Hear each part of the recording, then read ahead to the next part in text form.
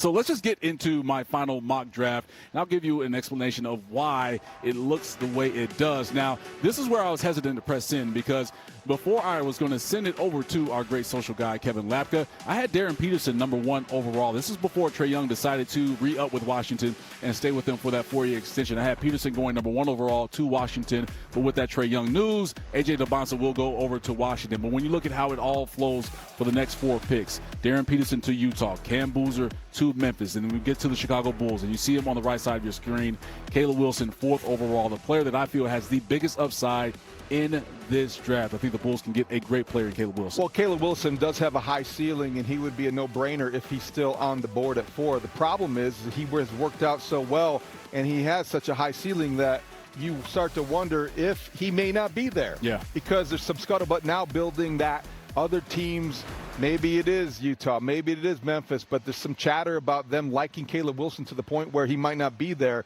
and then the Bulls might have to pivot. If that's the case, then I don't think you're going to get a bad player at 4. You're going to get a player maybe with some reservations. Cam Boozer might not have as high of a ceiling. Darren Peterson might have some more questions. I hope that it's Caleb Wilson. I hope that you're right, because I think the Bulls would have somebody they could build around. It's so interesting that you have 4 guys, right? Obviously, AJ 𝗏𝗀, the clear-cut #1. But when you're looking at 2 through 4, it's just a matter of how each team values each player, right? The guy that's at 4 might not even be the guy. Caleb Wilson might not be the guy that the Bulls want out of those 4 players, right? But he might be the guy that ends up going there. But we speak so highly of Caleb Wilson, and you're right, David. Who's to say that, you know, when you're looking at maybe not the Utah Jazz, because they're probably a little closer than anybody else, but when you look at a team like the Memphis Grizzlies, they might want a project that could potentially be a top 5 player in the league and not want to go the safe route with a guy like Cam Boozer. Yeah. So there could be some, obviously, changes happening in that front, but the best thing is this, right, guys? Last time the Bulls picked in 2020 with Patrick Williams, there were not 4 or 5 superstars that could have helped your franchise get to that top level.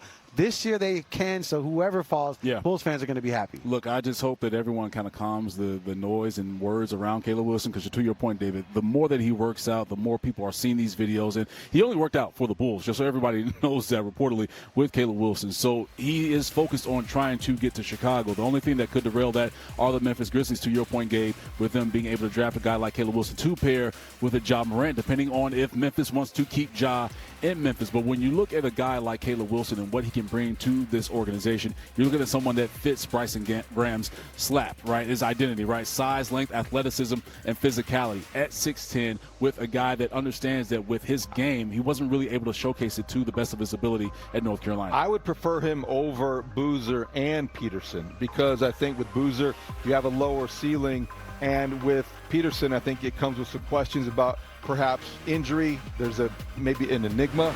You just don't know. So I think this could fall. If it does that way, it will fall the Bulls' way. I gotta ask both of you, right? Because I feel like I prefer a Cam Boozer over a Caleb Wilson, right?